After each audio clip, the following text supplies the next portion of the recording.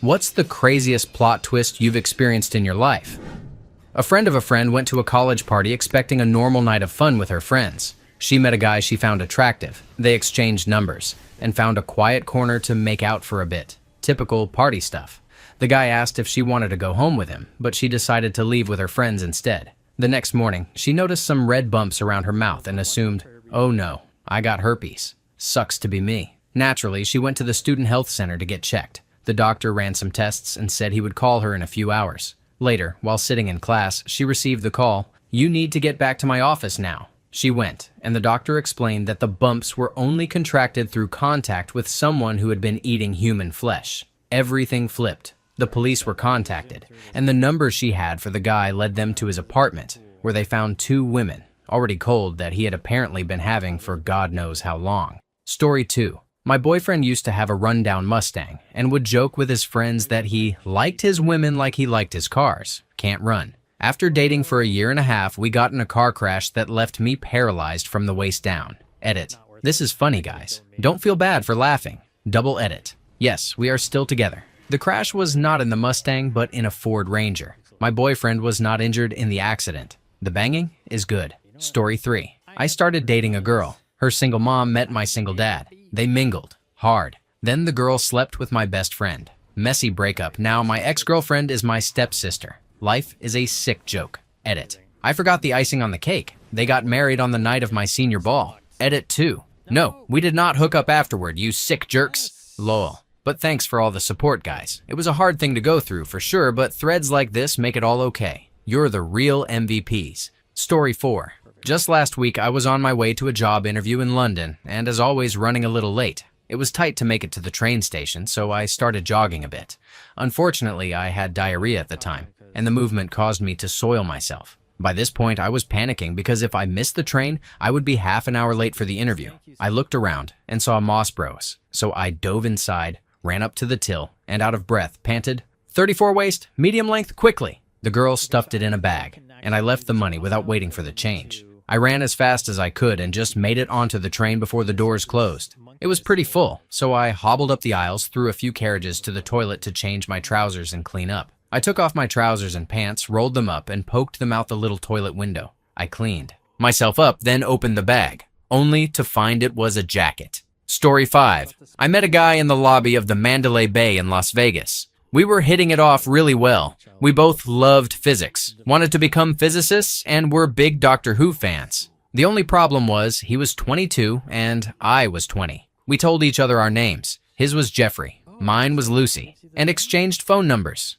A couple of days later, we went to dinner as a date. He told me he had been adopted at only a couple of weeks old. My mother had told me that my brother, 2 years older than me, Jeffrey, died 2 weeks after birth. So I mentioned my older brother dying at around the same age and gave him his name. He got worried and started sweating. We went back to my house, we did not do it, to call my parents, who suggested a blood test. The very next day, we went to the doctor, and it turned out I had dated my brother. Story 6. I met a girl through POF and dated her for a year. She lived 6 minutes up the street from me, so we saw each other quite often. Both of us were fairly introverted, so we mainly hung out just with each other. We both considered the relationship serious and exclusive. Right from the start, I noticed she would text one guy quite frequently. I asked her about him, and she told me he was her tattoo artist. Just to be snoopy, I checked the website of the tattoo shop she went to. Sure enough, there was a tattoo artist there with the same first name as the guy in her phone, but the last name was different. I asked her about it, and she quickly called me paranoid, saying it was ridiculous to think she would lie to me. I agreed. It was pretty paranoid of me. Maybe 5 months into the relationship, I was on Facebook and decided to search the name of the guy in her phone. A profile came up in the same small city we both lived in, but there was no profile picture or any other information. I decided to bring it up with her again, because now there were 2 Facebook profiles, one for the actual tattoo artist and one with the same name as in her phone. She freaked out at me for bringing it up again and told me I was crazy. I agreed, but just wanted a straight answer. She told me I had nothing to worry about. I apologized, and we got over it. About a year into the relationship, I found her on POF. I would periodically check to see if she had recreated her profile since we had both deleted our accounts. I found a profile that I thought might be hers, though it had no pictures. I catfished it, and it turned out to be her. She was back on POF and looking for guys. I had all the evidence I needed and was planning to confront her the next day and break up with her. However, I decided that before I did, I would message the Facebook profile I had found that matched the name in her phone, just out of curiosity. Plot twist. I messaged the guy, and he got back to me immediately. We started talking, and it turned out he was her boyfriend. I had been her second boyfriend the entire time. She had met him 2 months before meeting me. She bounced back and forth between us for an entire year, with neither of us knowing about the other. He had once seen my name in her phone, and she told him I was her tattoo artist. Every time I ever called her out, I was right. Every time she mysteriously disappeared at night, she was with him. Every time she said she was hanging out with a friend, she was with him. She didn't actually have any friends. It was always him. Anyway, we both broke up with her the next morning and met the following day for a beer. I haven't spoken with him since. Story 7. I used to know a guy named Ben. He was the biggest two-faced jerk I'd ever known. He once met a girl online, went out to meet her, and returned a few days later. When talking to his female friends, he said there was no spark, no chemistry, whatever. To his guy friends, he said she was so ugly he couldn't stand to look at her. Ben hated ugly women. Ben and I lived together briefly, and my overweight girlfriend, later my wife and now ex-wife, stayed with us frequently. She was friendly with him,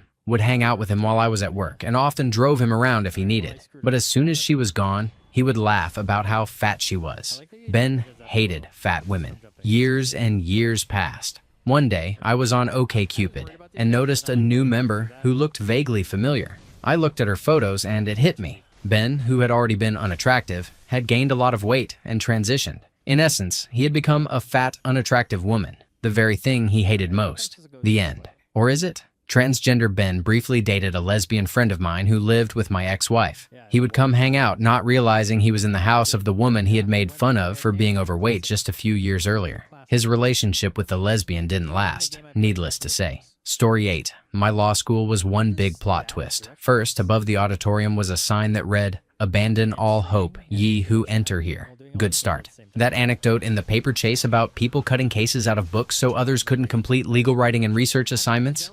Literally true at my law school. I went there in the dinosaur era when, even though we had electronic research, we still had to learn the old-fashioned way. Oh, and my criminal law professor was so old, he had actually helped author the original model penal code in the 1940s. He genuinely believed marital essay was not a crime. The bizarre stories didn't stop there. One of my classmates, slightly after law school, perpetrated what was at the time one of the largest art frauds ever committed on eBay, an emerging technology at the time. A guy in the year below me was an MD switching careers. He put himself through law school by picking up shifts in the many emergency departments in town. He was something of a phenom, well known around the Ohe school. This was the mid-90s, so cell phones were very rare. My first was an absolute brick, and my first plan had a whopping 10 minutes a month, strictly for emergencies. One day, Dr. Lawyer S. Kearns was kayaking in the bay when someone attempted to jump from a bridge. He paddled over, rendered emergency aid,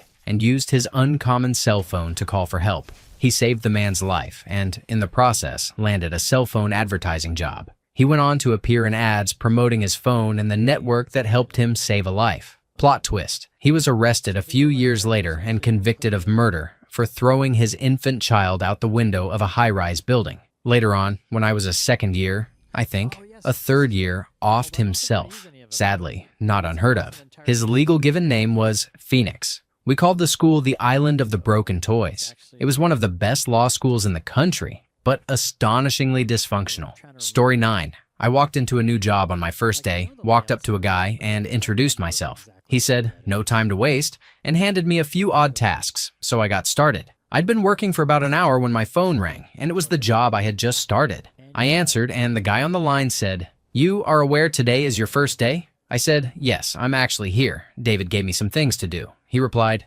"Who's David?" Apparently a complete stranger had just started assigning me work, and I didn't question it for a second. We had a good laugh about it. Story 10. I have one story that's straight out of a soap opera, and I'm fully ready for people to call BS, but I'm going to tell it anyway. I was very good friends with a guy in high school named John, who was dating a lovely guy named Janny. Polish, I think, but that's not really relevant. John was madly in love with him. He carried Janny's picture in his wallet, and whenever they were together, they were incredibly sweet. Truly an adorable couple. Then, one day, Janny started acting distant and strange. He didn't answer John's calls and stopped spending time with us. Eventually, he flat out broke up with John, shattering the poor guy's heart. I even brought a spare t-shirt for a few days because my shoulder would be soaked from John crying on it. And then it got even worse. One afternoon after school, John called me, begging me to come over because he needed a friend. When I arrived, he told me that Janny had been killed in a car accident, and he was absolutely devastated all over again. I went with him to the funeral a few days later for moral support, and he was completely broken. He spent the next couple of weeks just moping and being utterly depressed. And then, the plot twist. Are you ready for this? Then he got a call from Janny. It turns out Janny had a twin brother we had never known about, who was apparently a big troublemaker and had been sent off to boarding school. When he'd been home visiting last, they had swapped places for reasons I never found out, maybe just for a laugh, or something else. Either way, they did. It was the twin who had been avoiding John and broke up with him, and he had been drinking and doing drugs before getting into the accident that killed him. Janny had been at boarding school and couldn't make it back for the funeral. When he finally returned home, he had to work up the nerve for a few days to tell his parents what had happened. That's when the family realized that the child they thought was dead was actually alive, and the one they thought was alive was dead. This led to a cascade of family chaos. Obituary retractions, headstone replacements, and lots of screaming apparently. Meanwhile, John and Janny had a whirlwind romance, swept up in the giddy bliss of being reunited. But it fizzled out after about a month. John was furious once reality sank in, angry at what Johnny had done without telling him, for letting him be miserable all that time, and for making him think Johnny had died. I was just a third-party observer in all of this, but to this day, it's probably the most unbelievable thing that's ever happened in my life. Story 11. The past year has been one consistent plot twist. I entered my first year of college wanting to connect more with my grandmother after my grandfather passed away when, bam, she passed away from kidney failure. I tried to cope and take my mind off things by walking my dog more when, bam, my dog passed away from leg carcinoma. I focused on my work and did well on my midterms in March when, bam, my dad passed away from surgery complications. I told myself to stay strong and continue into my second year of college. My dad's lifelong best friend promised to teach me how to grill the way my father used to when, bam, he died from a heart attack. Story 12. To clear up the confusion, Kay is my female, bi friend. Jen was her bi girlfriend. Andre is Kay's boyfriend. Brian is Jen's boyfriend. Kay started dating a woman named Jen, who turned out to be pretty strange, clingy, demanding, constantly accusing Kay of being shady, and even accusing her of being in a relationship with me, also female. One day, I asked Kay, "So tell me how you met Jen." Kay and Jen had met on a study abroad trip. Jen was romantically interested in Kay, but Kay didn't really feel the same. Jen was completely fine with that, and they became good friends. During the trip, Jen even introduced Kay over email to her cousin Andre. Andre and Kay hit it off and began an online relationship, exchanging pictures and everything. When Kay returned home, Andre sent her gifts, including expensive jewelry. Andre also introduced Jen to his friend Brian, and the two of them hit it off as well. Everyone was happy. Until one day, Jen heard from a mutual friend that Andre and Brian were dead. They had run off together in a gay love affair and overdosed on drugs. Just weeks before Andre was supposed to meet Kay in person for the first time. In their shared grief, Kay and Jen started a relationship together. Wow, quite the frigging story. In fact, I decided it sounded completely insane and started digging. I found the picture of Andre that he had sent her in a random Google search. I looked for any news about this torrid gay love affair that supposedly ended in a hotel drug binge. Nothing. Just all kinds of bizarre inconsistencies. So I asked Kay, "Have you ever thought that maybe Andre doesn't exist?" She was surprisingly open to the idea and not upset. We went to Andre's old email account and managed to get in using Jen's password. Yes, they shared passwords because Jen didn't trust Kay. Kay completely lost it. Jen had created Andre and the entire story, complete with fake photos, paying a male cousin to have phone conversations with Kay, getting explicit pictures, and everything else. During the time Kay was with Andre, her mother died unexpectedly, and Andre had even paid for all of Kay's travel expenses for the services, and it was Jen the whole time. This went on for well over a year. Kay emailed Jen from the grave using dead Andre's account and pushed her into confessing. Jen then threatened to kill herself. So Kay called the police, who took her to the hospital. After that, Kay got a restraining order, and they never saw each other again. Bonus detail. Jen even had someone possibly Jen herself, call Kay pretending to be Andre's aunt to say how sorry she was that he had died and how much he had loved her. There was also the claim that during this supposed drug binge, Andre and Brian cut each other's testicles with plastic forks. Hell of a drug. Kay is married now to a real person. I've met him, and she has a daughter. This whole incident was several years ago. Story 13. My mom and I haven't really had a relationship for the past 5 years for a lot of reasons. A couple of the biggest were that I had left the religion I was raised in, and she had severe bipolar disorder that made her nearly impossible to deal with, and she refused to maintain treatment. We had only spoken once in the last 5 years about a year and a half ago. I drove down to California to visit her, 450 miles from me, and tried to patch things up.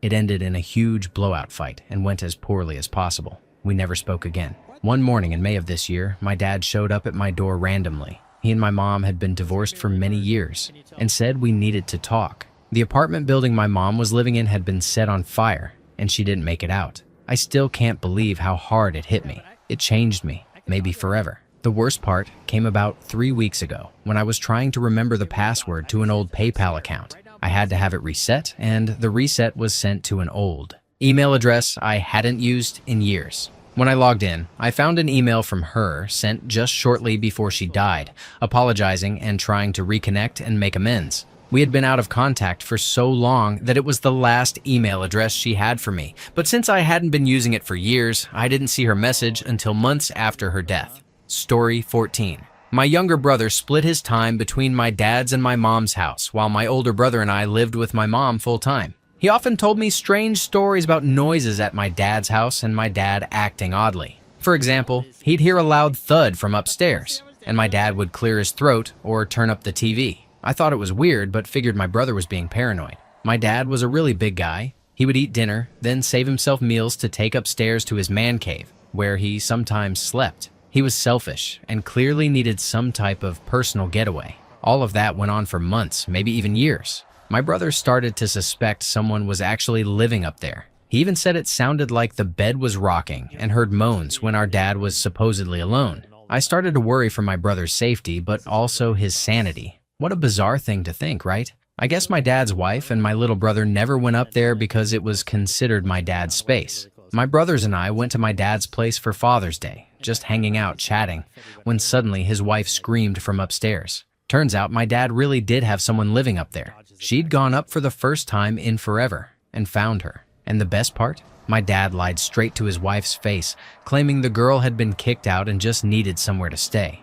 She also happened to be someone he dated before marrying his current wife. Moo. Also, what the actual F? Story 15. I was making a late-night munchie run to the nearest convenience store. Just as I got to the door, I saw a group of people turning the corner and heading my way. Being my usual overcompensating self while high, I stepped aside and held the door open for them from about 5 feet away. The group was 2 guys and a girl. Right before they entered, one of the guys said he was going to have a smoke outside and wait for them. The whole interaction lasted maybe 10 seconds. Soon enough, I was inside, buying chips, soda, and whatever else my stoned brain craved. While I was trying to decide between Skittles and Smarties, I could hear the girl giggling while making a coffee. A quick glance confirmed the guy she came in with had his hands on her. Not overtly inappropriate, just around her hips and standing very close. They exchanged a few kisses like any PDA couple would. Meanwhile, I was in line with my king's ransom of snacks. They lined up right behind me, and I could hear the guy going on about the girl, how beautiful she was, how he couldn't wait to get her home, and so on. I got my snacks bagged and paid for, then left the store, passing guy number 3 on the way out. I returned to my car just in time to see the guy and girl leave the store, but guy 3 was still around the corner, ashing his cigarette. They looked for about 2 seconds, gave up on hiding, and continued making out a few feet from the door. Then guy 3 turned the corner and saw them. He started screaming, "What the heck is this? You're kissing him, you bish! Screw you, dude!" Apparently she was guy 3's girlfriend, but had gotten way too comfortable with guy 1. I left before things escalated further. I wasn't sticking around to witness whatever mess was going to go down there. Story 16. I was engaged to be married when I was only 20. I broke things off at 22, met my now husband, and within 3 months we were pregnant and married. Fast forward 13 years. My husband works in construction, and we became very good friends with his foreman and his wife. Our kids are the same age, we share some interests, and things are generally good. Except the wife is more than a little unhinged. She's high-strung, with strange self-esteem issues despite being very pretty. She becomes fascinated by everything I do. She constantly asks questions about my thoughts on parenting, makeup, movies, housewifery, intimacy, everything. Then she starts copying us. I tell her about a fight my husband and I had, and she and Dee suddenly have the same kind of fight right in front of us. My sons are long-haired little skater kids, so her son grows his hair out. I go to see The Lord of the Rings, and suddenly they are really into it. She reads the books I love, tattoos things I admire onto her skin, starts mimicking my mannerisms, and even flirts a little too much with my husband. And it starts to bother me. I tried to bring it up politely, but she blew up. We didn't talk for months. One day, my husband came home from work and said he'd heard that our friend's marriage was falling apart. I was curious, so I sent her a supportive email, thinly disguising my curiosity. She called the next day. We talked, and after a while, she admitted to infidelity, then started apologizing to me for betraying our friendship by sleeping with the man I loved. I hung up in fury, drove straight to my husband's work, and confronted him. He was stunned. Then he got angry and tried to deny it. Together we crossed the job site and confronted the poor husband of this woman. The man was horrified that his wife had told me what happened. I screamed at my husband and ran off in hysterics. The foreman stopped me because he didn't understand why I was angry at my husband. After all, my husband hadn't introduced his wife to my old fiancé. Yep, she had become so obsessed with me that she tracked down my ex-fiancé and seduced him, and she thought I would give a single F about it. Now I hear she's all cracked out, living in the high desert with another guy I also went to high school with. Weirdo. Story 17. This happened to a friend of mine. She had been feeling lonely for months and met a guy she really connected with while gaming. Sadly, they lived too far apart to meet in person. Over the following months, they grew closer and eventually he asked her out. They started e-dating. She confided in me that she really liked him and was saving money to go visit. Fast forward 14 months. She had saved the money, booked the flight, and was about to meet the man she loved. Everything was perfect. She was flying out the very next day. Cue me getting a hysterical call late at night. It was hard to decipher what she was saying, but I got her to slow down. "He's not him," she kept repeating. I asked for clarification. "He's not him," she cried. I was still confused. "I don't get it. What does that mean? He lied about what he does or his age or something?" "No," she replied. "He lied about who he is, what he is. He is not him. He is she. He is not Michael. She is Michelle." It turned out the guy was actually a lonely lesbian who, if dressed and made up for webcam, looked a bit butch. She had been using pictures of her brother the entire time for everything else. Sadly, my friend almost had a nervous breakdown and ended up with serious trust issues and a medium-sized case of homophobia. Story 18. When my grandmother died, we all found out that when she was 13 in Argentina, her older brother, whom none of us knew existed, became psychotic and was hospitalized in a mental institution. Remember, this was 1930s Argentina. Over time, my grandmother lost touch with her brother. What with moving overseas and everything else, she always carried the secret shame that she had abandoned her brother. Her brother apparently later died while still hospitalized, alone. Fast forward 70 years. Grandma dies and my father travels to Argentina. We now live in Israel to meet family and pay respects at his uncle's grave. He goes from cemetery to cemetery searching for the grave but can't find it. Maybe he was cremated? So he starts visiting mental hospitals, though we don't know where his uncle had been admitted, searching through records. Soon enough, he picks up a 70-year-old trail and follows his uncle from hospital to hospital,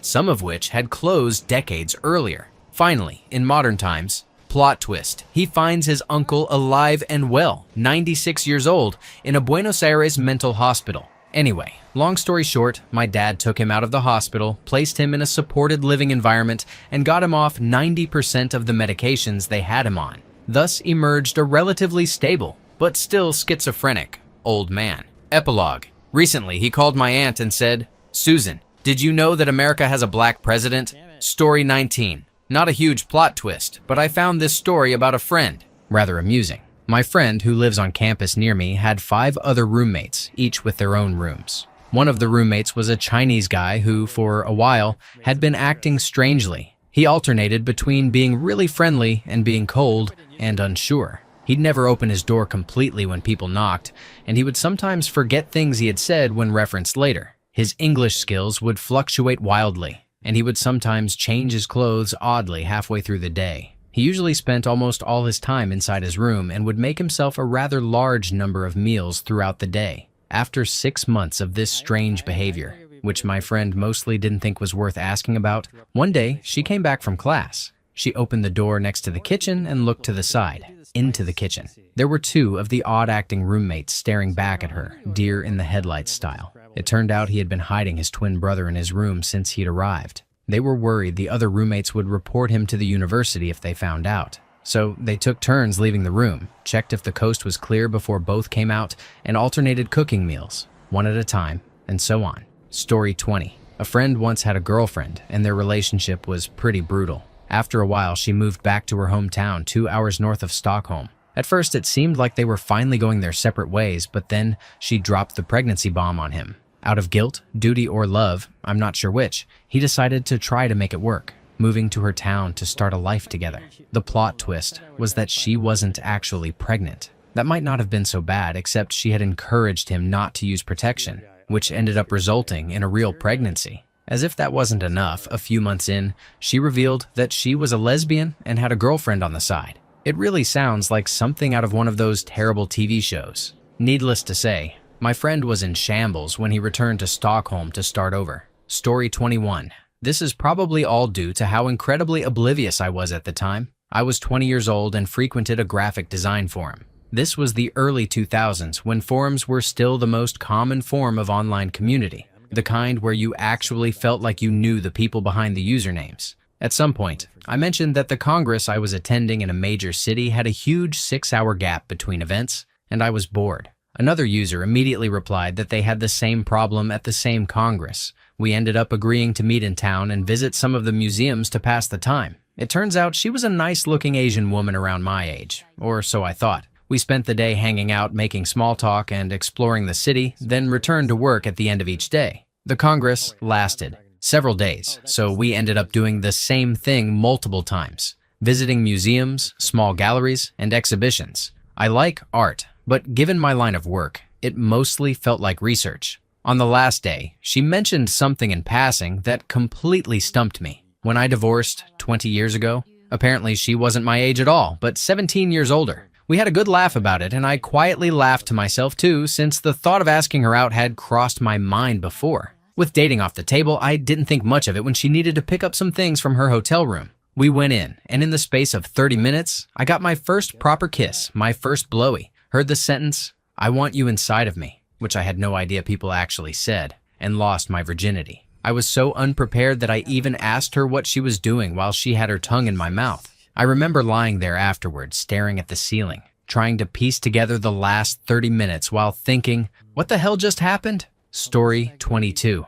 This happened to my dad, not me. My dad met this woman, let's call her Jessica. She had just been kicked out of her elderly mother's home by her sister, even though she had been caring for her mother and regularly visiting her father in a nursing facility for people with Alzheimer's. My dad offered her a place to stay for a little while until she could get back on her feet. She was incredibly sweet and caring, with what seemed like a heart of gold, and had been unfairly ostracized by her family. They started to hit it off and began dating. We all met her, and the whole family liked her immediately. She told us about her son, who lived in Virginia. Let's call him John. He was a mechanical engineer who had graduated from Clemson University a few years earlier and taken a job up there. We're in South Carolina. She also told us she had left an abusive husband and moved in with her parents to raise her son. Everything seemed to be going well, and about 3 months later, my dad told us he had asked her to marry him.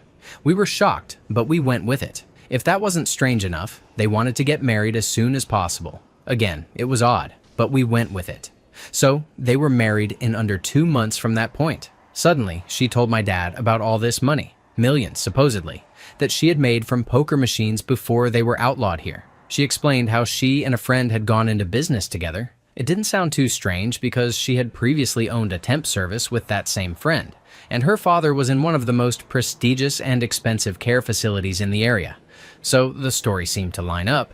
She even took us to the house she had sold to a local church and pointed out all the changes they had made. She started making plans to buy a convenience store, talked to the owner who was selling it, and began working out the details. She even made plans for her friend to attend a cooking class with my sister and aunt, though she ended up canceling at the last minute through Jessica. Here's where the plot twist starts. All of a sudden, She called the whole deal off. She claimed the IRS had frozen her accounts because her friend and business partner was being investigated for tax evasion. She said she was so scared she couldn't even buy a pack of gum. She hired a lawyer to handle the IRS issue and another to deal with her sister, who coincidentally decided to sue her around the same time. My uncle, a service writer at a local Buick dealer who is well known and liked by local patrons, mentioned to us around Christmas that one of these patrons, who knew my dad, my uncle, and Jessica, had said she wasn't who she seemed. By then, we were already noticing the obvious inconsistencies, but this was just the icing on the cake.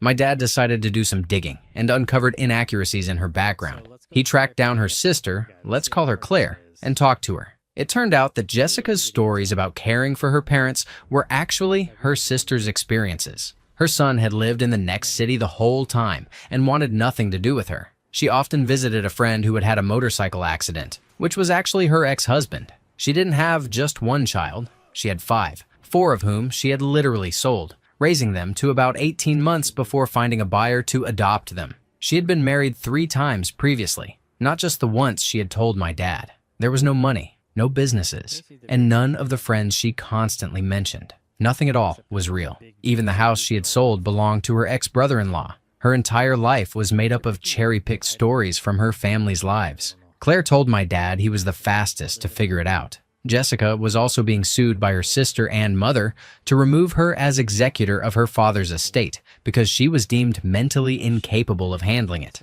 Now, my dad is seeking an annulment of the marriage. My sister tracked down 2 of her children and talked to them about the whole situation. It's been a whirlwind of disbelief with new information emerging every day. I'm sure I've left out plenty of craziness, but I think I've covered the main points. Story 23. This happened 10 years ago when I was 16. Living in a small village in France, I met a girl a few years older than me named Charlotta. I'd moved there recently and we quickly became very good friends. Since we were both female, we tried each other's clothes on and talked for hours on end. She lived in an immaculate manor house in the hills, and for weeks I would practically live there, as her parents were almost never around. It was our own little world. My family was quite poor, so all of this was very new to me. Charlotta and I lounged around the house, drank ridiculous amounts of red wine, and listened to opera, which she was really into. Fast forward a couple of months and Charlotta and I were in love. We were inseparable, and our parents couldn't have torn us apart if they had tried. One day, while wandering around her expansive house, I came across a door I had never really noticed. After asking Charlotta about it, she told me the story of her sister, who had tragically drowned in a river. The room had become a shrine and hadn't been touched since she died 5 years ago. Charlotta had simply forgotten to mention it to me. After that, Charlotta often brought up her sister, Mina. Nothing strange, just little comments here and there. If I tried on a dress, she would say it had belonged to her sister, or she would pull out a picture and tell me something about her. For a while, Mina was simply a common talking point. Fast forward another couple of months. I was making my way up to Charlotta's house to see her. I walked through the front door, which was never locked, and found her sitting on her bed, packing. She said she was moving to America to study. I was completely shocked. I just stood there silently crying, unable to process that my best friend was leaving. I couldn't take it, so I turned around and walked out. As I headed down her driveway, a voice called out to me. To my left was a woman in her 30s, asking if I was all right because I had tears on my face. When I looked at her, something about her seemed familiar. Slowly, I realized it was Mina, Charlotta's supposedly dead sister, standing right in front of me. I turned away and left, stunned. It turned out Mina had never died. She never drowned in the river. She had been living in England with her husband the whole time. Charlotta had made it all up. It was her sick little game. I never saw Charlotta again, and I never went back to the house. Story 24. I was job searching in my early 20s. I went to a job interview, and the guy didn't know I was coming. He grudgingly walked me into his office and started asking questions. I had been on so many interviews that I just wasn't in the mood for someone making me feel unwelcome. He asked why I wanted to work there, and part of my answer was, I like to help people. He responded with, BS. I was surprised, but I could tell this was going nowhere. The rest of the interview was just a formality, and I ended with a sarcastic, sorry to bother you. I got back to my apartment feeling down, then received a voicemail asking where I had been for my interview. They said if I was still interested, I should call back. I compared the name, number, and company with the business card I was given, and it turned out I had been on the wrong floor. I had just walked into a random company and gotten an interview. But yeah, I didn't get either job. Story 25. Bill was a self-made millionaire by the time he was 18. That was in the mid-80s. He has been one of my best and most influential friends. 25 years ago, he married a girl I did not like or trust. I told him as much, but he married her weird ass anyway. A few years ago, she ran off with a guy she met at a roller skating rink. He apparently wooed her with his zooming or whatever, and Bill was single again. He met a new girl and insisted I meet her. Bill remembered that I had not approved of his ex. We met for lunch at one of those awful buffets. This girl was beautiful. She used English like a scalpel, was working on her PhD, and was just awesome. But I noticed little things about her. She had obviously been to finishing school, yet she had fingernail polish on her cuticles and a dress from a 1985 resale rack. There were just a lot of details that didn't add up, and Bill was getting ready to marry her. I told him I thought she was hiding something, but I didn't care. This gal was high class and high bred. I told him she was great. Bill hadn't met her parents until the wedding, which was at their beach house in Destin. It turns out my friend hadn't told his new bride about his formidable wealth, but she had been hiding the fact that her parents are legit billionaires. Bill deserves someone like her. Story 26. I worked in morning radio, and I was also an accomplished bowler. One day I mentioned a high score I had, and a listener called in to challenge me. He had just bowled a perfect game the week before. We worked out the details, and since we shared the same first name, I jokingly said the loser had to legally change their name for 1 year to whatever the winner chose. We even had an attorney ready to donate the time for the paperwork. He refused to agree to those terms. He was up for anything, just not the legal name change. So we settled on a new bet. The loser would get a tattoo of the winner's choosing. I thought my idea was better, but I digress. The challenge was set. One game the next day, with the tattoo on the line. Our studio was next to a bowling alley, so we arranged it so that we started in the studio during the first hour of the show, bowled in the second hour, and got the tattoo in the third hour. I had designed my tattoo and given it to an artist, who made a stencil so she could tattoo quickly and make it radio-friendly. I threw the first 9 strikes in a row. He missed a spare in the first frame, and I didn't even finish the game. I would have ended up somewhere between a 269 and a perfect game. He couldn't score higher than 200. So, about 10 minutes after I had embarrassed him on live radio, we went and got the tattoo.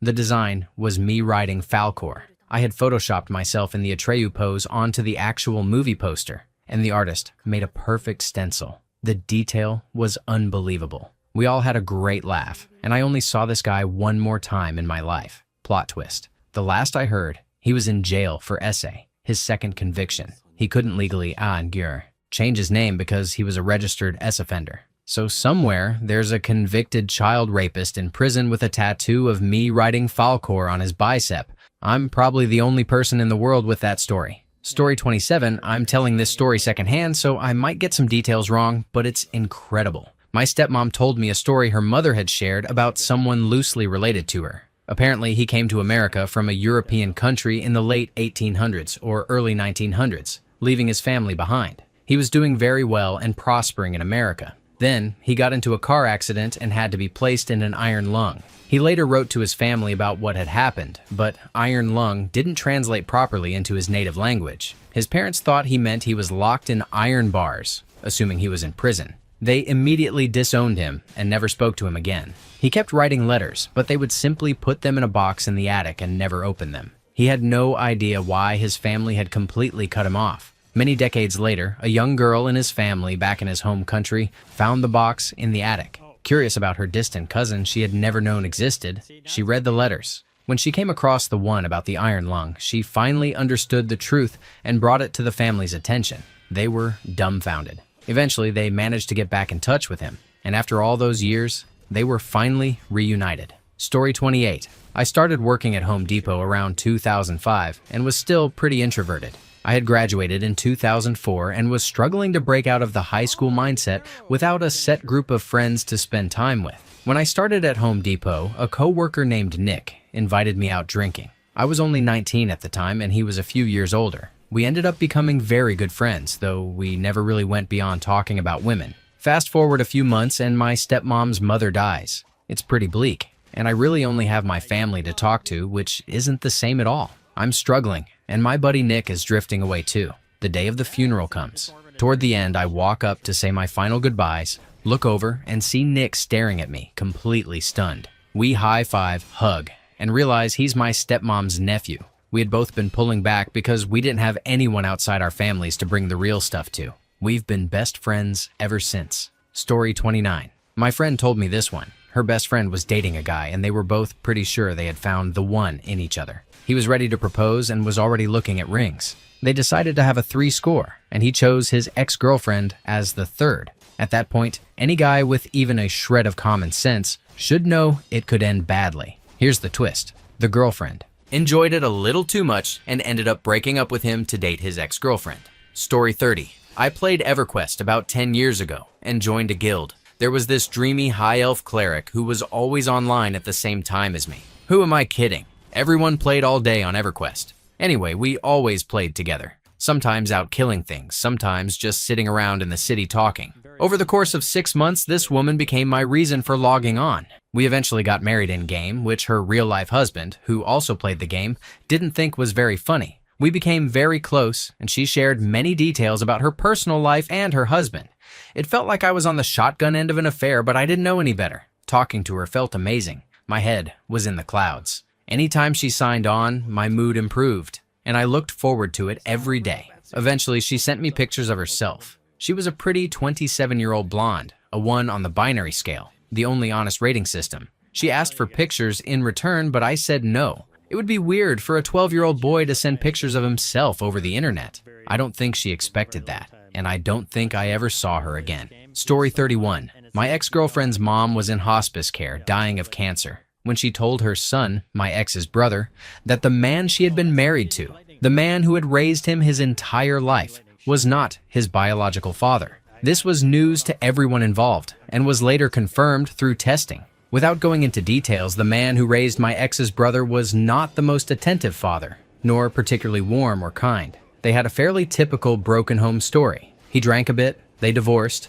and the kid was a major troublemaker. The final twist came shortly after their mom passed. The non-biological dad took the kid hunting and told him that he didn't care about biology. He was his son, and nothing and no one could take that away from him. Coming from that man, it was huge and completely unexpected. They became extremely close after that, and last I heard, they still visit each other several times a week. Story 32. Sometime last year, I got a friend request on Facebook from a girl I didn't know. We had some friends in common, and her profile said she had gone to the same university and was in the same program just a few years before me. I figured we must have met at a party or something, so I accepted the request. Fast forward to July. I moved to a new city for a new job, and on my first day, bam, there was the girl who had added me on Facebook. We ended up dating for a few months. It turned out she had added me because one of our bosses has literally the exact same name as me, and she thought she was adding him on Facebook.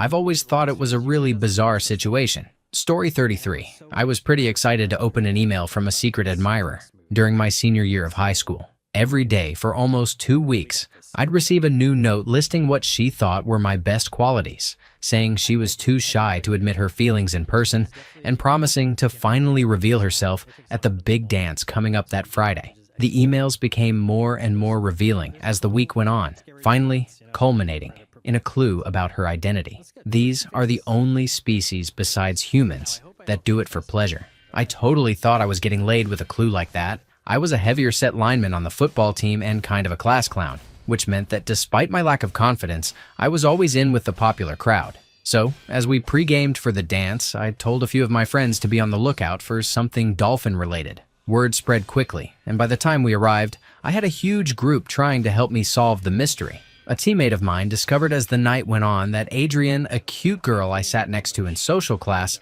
had a temporary dolphin tattoo on her left shoulder.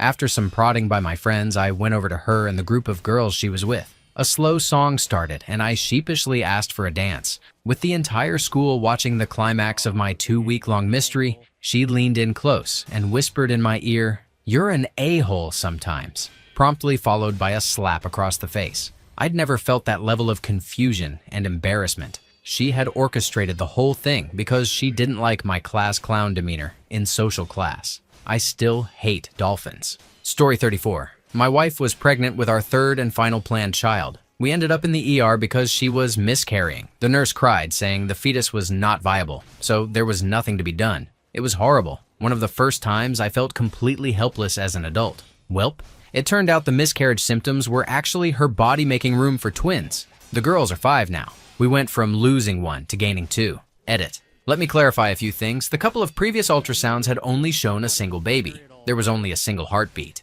The miscarriage-like symptoms, horrible cramping, pressure, and blood loss were her body preparing for twins. We did not lose a baby. We were told by doctors that we were losing 1 and had accepted it. In the end, we gained 2, but not without another scare. The position of fetus B was dangerous, which could have compromised overall development and made a C-section very risky. We were told for the 2nd time that we would most likely lose a baby. My wife was put on bed rest and went on to carry the twins to full term. The unlikely twin is named Grace. Story 35. Told this before and will again. I was a little goth girl in high school and secretly had a huge crush on an upperclassman who was a wrestler and did cross country. My cousin, who was Miss Socialite, also had a crush on him and hit on him constantly. He and I were complete opposites. We rode the same bus, and I was pretty sure I was invisible to him. One day, his friends started picking on me. He got up from the front of the bus, moved to where his buddies and I were, sat down next to me, threw his arm around me, and they stopped. This pissed off my cousin, as he and I became friends, and he constantly ignored her advances. She later got me expelled by claiming I had a bomb and was going to blow up the school, all because she didn't like that her crush and I were close friends. This ruined every friendship I had, except the one with him. He and I remained friends even after he moved away and became even closer when he moved back. Today, he and I have been together for almost 4 years.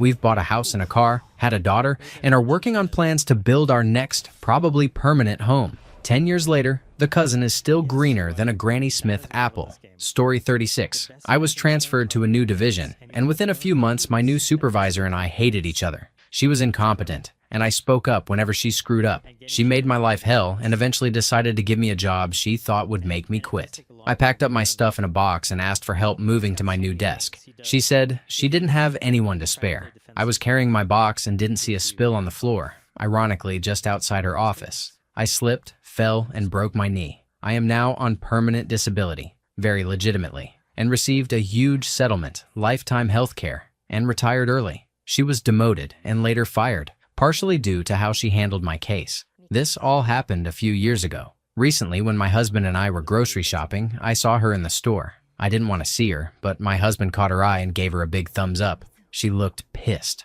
Story 37. My grandfather left my grandmother for another man after 35 years of marriage, during which they raised 2 kids, a daughter, my mom, and a slightly mentally disabled son, my drunkle. It messed my grandmother up pretty badly. Fast forward 16 years. My mom dies from liver failure. My kid sister and I are young and broke. Grandmother is old and broke. Grandfather pays for everything. Nobody says anything to him. No thanks, no condolences, nothing. I want to go see him, talk to him, thank him, and see how he's doing. I asked my grandmother where he lived, claiming that he told me he had something important he needed to tell me. Pulled out of thin air, obviously, but my grandmother burst into tears and confessed that my grandfather was not my mom's biological father. She had a whirlwind romance with a traveling con man who left her as soon as he could. My grandfather offered to marry her and raise my mom as his own. Mom never knew. I was stunned. My grandmother was always really judgmental of other people and looked down on anyone else in the exact same situation.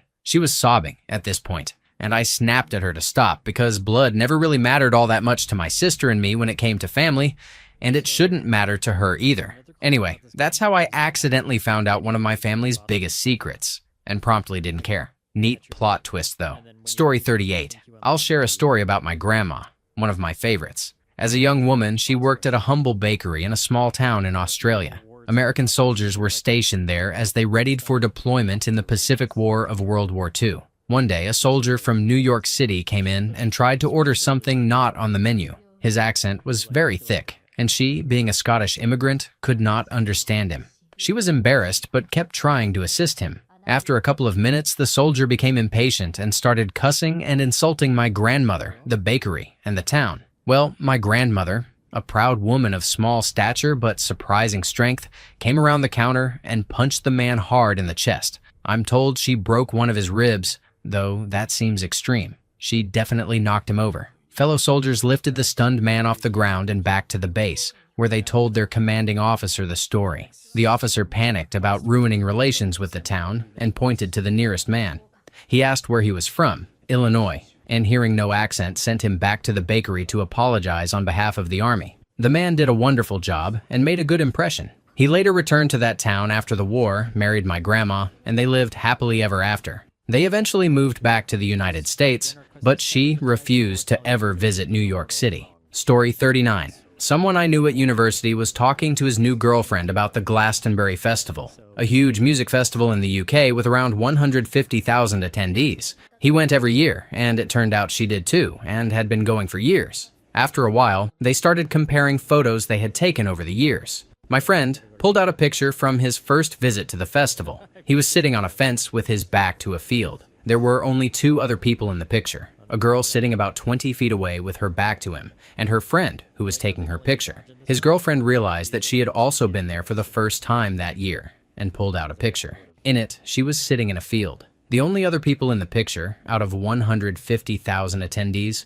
were a guy sitting on a fence with his back to her, and his friend who was taking his picture. Story 40. I was involved in a highly contentious child custody dispute with my wife's ex and his wife over my stepson. My stepson has always had behavioral issues at school, and his biological parents had never been reliable or supportive. After they suffered a house fire and lost their daughters, things only got worse. Following a visit to their home that nearly resulted in my stepson being interrogated by CPS, we decided it was no longer safe to send him there. We ended up in court, with me representing my wife at the hearing.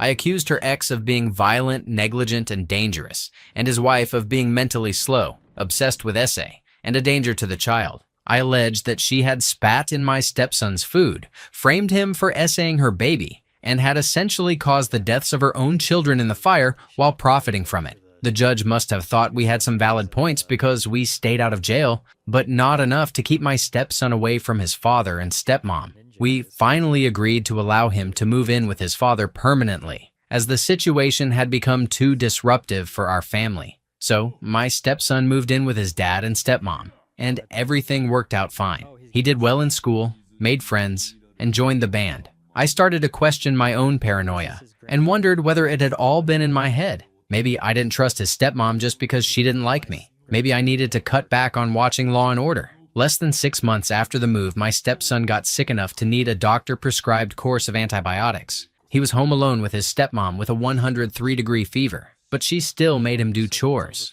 When he didn't do them to her liking, she withheld both his prescribed antibiotics. She then tried to give him a double-dose meds. By the time his dad came home, his fever had risen to 104 degrees. His dad went ballistic and yelled at her. She called the police and accused him of threatening her. He was jailed for 7 days. Losing both his job and the PhD he was months away from completing. Stepmom then filed for divorce. Since then, Dad told us that stepmom really did spit in stepson's food, and he knew about it. She was assayed by a family member for years without any prosecution, and he showed us the medical records showing that she tried to get stepson framed for hurting her baby. At the first divorce hearing, she accused stepson, dad, and grandpa of assaying her babies. So, yeah, I guess I know crazy when I smell it. Story 41. About 10 years ago in college, a girl I had been friends with since high school said she wanted to take the train up to visit me for the weekend.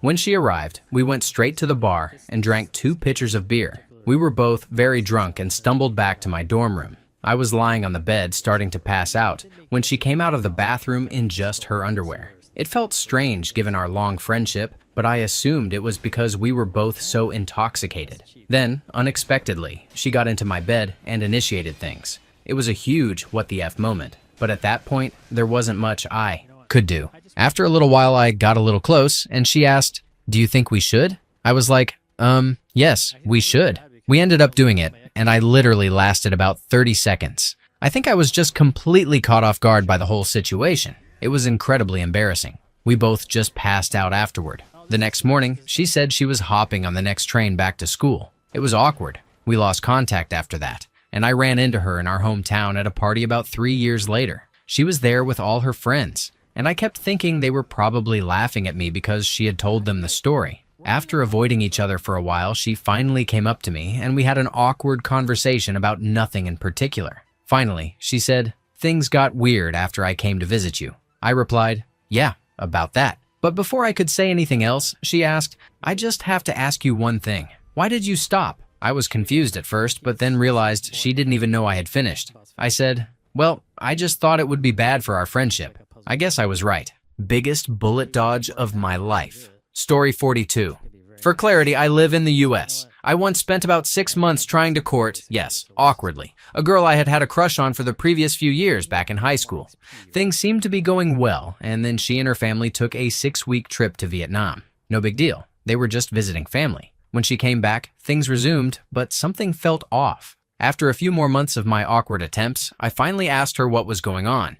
It turned out she had been dating someone for a few months, from Australia. She had met him briefly in Vietnam and apparently fallen madly in love. But wait, there's more. Eventually, she realized how crazy it was to date a guy she barely knew, who lived literally halfway around the world, was several years older, and who presumably had an alcohol problem. No Australian joke, every picture I saw of him featured a beer bottle and a black eye. They broke up. A few months later, she got a text from him saying he was still coming to the US to see her. They had planned the trip while still in the middle of a long-distance relationship, and he was going to kill her. By this point, she and I weren't on the best terms, but she still called me because I was one of the few people who knew how deep the rabbit hole went. Eventually, the police and other responsible adults got involved, and everything blew over. At least I think so. She was never harmed, so I assume things are peachy keen. Story 43. It was a plot twist for the staff involved, but the manager was pulling the strings. I worked at a construction company in the office as a project manager. My boss, who ran the entire company, was getting fed up with a few of our field staff. They were talented, but a little too rough around the edges,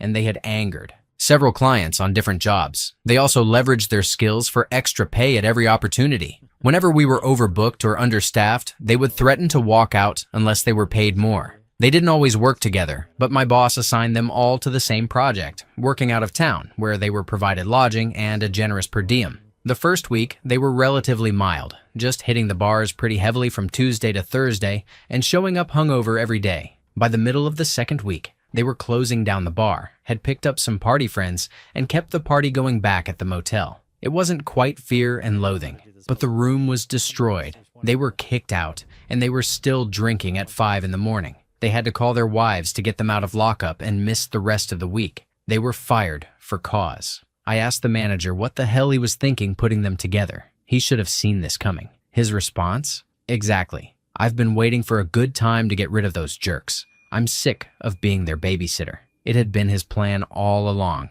He didn't know exactly what would happen, but he knew it would be bad enough to justify letting them go. Story 44. Back in May, my family opened a restaurant. We immediately hired my lifelong next-door neighbor and close friend. Let's call him MJ. Everything was pretty shaky because it was the first few months of a restaurant that had almost no business before we moved in. MJ backed us 100%, taking shifts for anyone at any time. He and I basically became attached at the hip because we worked together and still lived next door to each other. My parents treated him like part of the family. They let him hang out even when I wasn't there, and even let him use their car whenever he needed it. Fast forward to November, I picked up the rent money from a house in Philadelphia where I was still paying rent. My check hadn't cleared yet, so I brought the cash home, planning to go back the next day. One thing led to another, and I had to stay home for a few days with the money. When I finally decided to go back, I noticed I was missing $200. Embarrassed, I assumed I had misplaced it, and decided to wait a few days for my check to come in